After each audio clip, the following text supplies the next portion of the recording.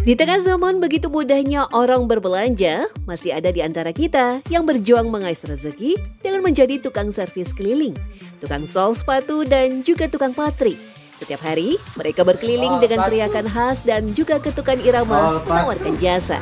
Apa sebenarnya yang membuat mereka mampu bertahan? Sol sepatu, sol sepatu.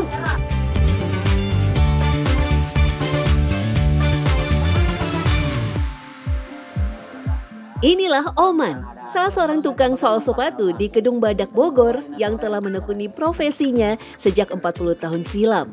Berawal dari ajakan sang kakak, Oman setiap hari berkeliling minimal 10 km untuk menawarkan jasanya. Sepatu, sepatu. Ya macem-macem nih, nu jebol, anu robek, anu masih bagus juga. Sering karena pengen dia kuat gitu. Katanya, kata orang tua mas sedia payung sebelum hujan gitu. Jadi sememe jebol dijahit dulu gitu bilangnya. Oke, ini oke. Anu jebol mah sering gitu nih, sobek bangsa itu ini. Kira-kira mampu ketahuan itu ya dikerjain, kalau enggak mah ya udah ya ditolak gitu. Tolak. Kalau ini mah Bu udah nggak bisa Bu. Dina bisanya juga jelek, nggak bakalan dipakai, ya udah gitu nggak jadi.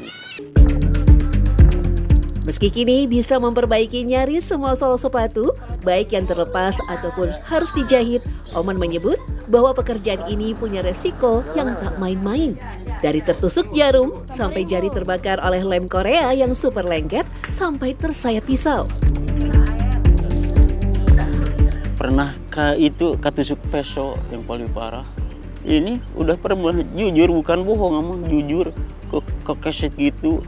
Terus sama yang nyuruh ngejahitnya diobatin, beli selasiban, beli aniplas segala macam diobatin sama dianya. Saking kasihan kali kan berdarah terus. Tapi itu sering itu. Tak hanya memperbaiki sepatu dan sandal saja, Oman juga bisa menangani berbagai bahan kulit lain seperti sarung setir mobil, jok, bahkan boboko atau bakul nasi dari bambu. Dia juga menerima servis menjahit tas ataupun memperbaiki resleting. Dengan harga dari Rp15 sampai Rp25.000, banyak dari pelanggan yang memilih tukang sol keliling karena alasan harga. Dari harga masih kejangkau, kualitasnya juga bagus. Daripada kita beli, selagi masih dipakai kita sol dulu aja.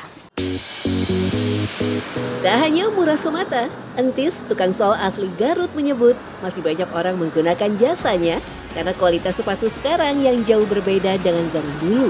Setelah menjadi tukang sol keliling selama 20 tahun, Entis hafal betul kualitas sepatu dalam 2 dekade belakangan. Sol sepatu, ya Bu. Mana Bu? Kebanyakan lemnya itu yang nggak kuat. Sendal sekarang, sepatu sekarang nggak seperti dulu. Setahu mamang dulu mah, ya mamang kan ngalamin nih, beli kualitas dengan harga teh imbang. Ya sesuai dengan hargana, dengan kualitas bahan kekuatan. Sekarang mah sendal, sepatu harganya mahal. Seminggu 2 minggu paling lila, 2 bulan 3 bulan udah amruk. Ya amruknya teh gitu, proses lemnya yang nggak kuat. Dari berbagai jenis model sepatu, formal sampai olahraga, semua punya teknik memperbaiki yang berbeda. Terkadang hanya butuh dilem, tetapi ada juga yang perlu dijahit. Untuk itu, tukang sol juga punya kriteria khusus tentang jarum yang dipakai. Biasanya jarum dibuat dari bahan baja yang relatif tahan selamanya. Kalau dari bahan-bahan kawat gitu mah nggak bakalan tahan lama, sebulan 2 bulan, nggak amruk langsung. Sol sepatu. Jika sepatu formal, biasanya jahitan akan diletakkan pada alas kaki. Sementara untuk sepatu olahraga, maka Entis akan menjahit di bagian samping. Penggunaan benang juga menyesuaikan jenis sepatu. Benangnya yang mau dijahit tergantung bahan yang mau dijahitnya, Neng. Mau jahit lembut, oh ini jarumnya harus yang lembut. Ada jarum lembut, benangnya ada yang lembut. Makanya seirama dengan bahan yang mau dijahitnya begitu. Kalau sepatu itu mah sendal, sepatu mah sarsup, pakai benangnya yang biasa, yang bisa pakai jaranya yang gede, yang biasa gitu. Kalau dikasih yang kecil, benangnya nggak kuat kalau sepatu mah. Tetapi era memang sudah berubah. Jika dibandingkan dulu, pendapatan tukang sol sepatu memang jauh berkurang. Apalagi kehadiran sepatu atau sandal karet semakin membuat orang tak membutuhkan jasa jahit sol sepatu. Ada yang sandal sarsup tanpa dijahit, tanpa dilem, itu kan produk orang-orang yang begitulah, cerdik otaknya, diakalin. Nah di situ memang terasa banget tuh ngeso, nggak ada sama sekali yang ngeso. Misalkan dulu mah 200, 300 dulu, sekarang mah pengen 100, 200, susah banget. Kadang dapat, kadang enggak gitu. Paling lama untuk makan aja, banyak kan mah. Bangsa 100 ke bawah. Modernisasi juga tak hanya menggerus pendapatan tukang sol sepatu. Tukang patri, sahabat emak-emak di masa lalu, juga punya nasib yang sama. Mereka juga harus berkeliling ke setiap penjuru daerah dengan kecerekan khas demi mendapatkan pelanggan.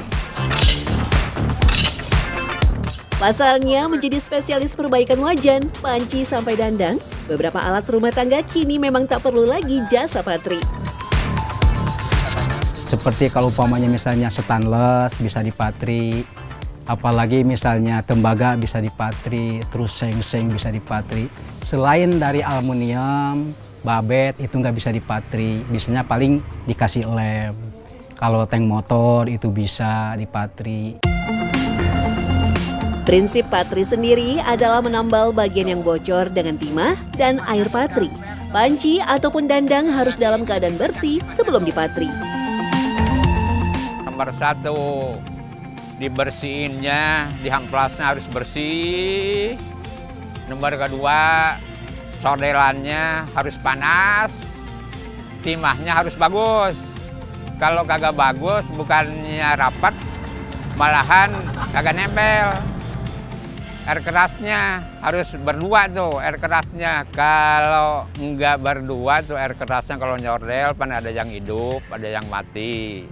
Kalau yang hidup untuk ngebersihin, kalau yang udah mati untuk nempelin. Itu baru bagus tuh trik-triknya. Tak hanya lubang kecil pada perabot, tukang patri juga biasa mengerjakan bagian bawah panci yang sudah mulai menipis. Tetapi berbeda dengan memakai solder, panci akan dipotong untuk kemudian diganti dengan bahan baru. Kalau ngeganti pantat bisa aja, misalnya aluminium bisa, stainless juga ya, dangdang stainless juga bisa diganti. Misalnya panci burik tuh yang gede tuh bisa diganti, itu juga bisa bawahnya. Soalnya apa, itu seng, bisa kan. Ngeguntingnya agak susah, soalnya kan itu ada catnya, catnya tebal tuh, jadi harus dibuang dulu catnya. Untuk memastikan kuatnya tambalan, tukang patri biasanya memberikan lapisan kertas sebelum dipasang bagian bawah panci yang baru. Bisa koran, kertas nasi, atau yang lainnya. Soalnya kalau nggak dikasih koran kan licin, jadi dikasih koran biar cerp. Biar bagus lah. Itu kalau udah jadi langsung dikasih lem biar bagus. Itu aja. Dengan biaya mulai 10 sampai 50 ribu rupiah, jasa tukang patri memang masih diminati oleh sebagian orang. Selain lebih murah daripada membeli yang baru, beberapa ibu-ibu menganggap bahwa semakin lama panci atau wajan digunakan, maka semakin enak pula masakannya. Pancinya udah bagus, udah nggak bocor lagi.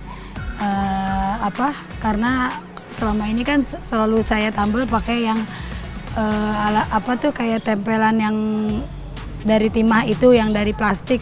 Tapi cuma bertahan sebentar aja, 1, 2, 3 hari udah bocor lagi.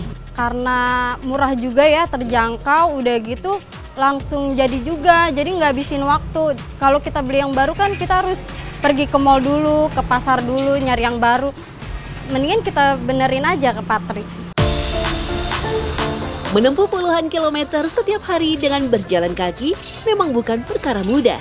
Nyaris semua otot kaki para pejuang keliling ini dilatih untuk melawan zaman yang semakin pesat. Belum lagi ada beban yang harus dipanggul. Sebuah hal yang mungkin tak bisa dilakukan seorang atlet sekalipun. Ribuan kilometer dalam hidup mereka mungkin telah dijalani dengan berjalan kaki. Semua demi nafkah yang halal untuk keluarga.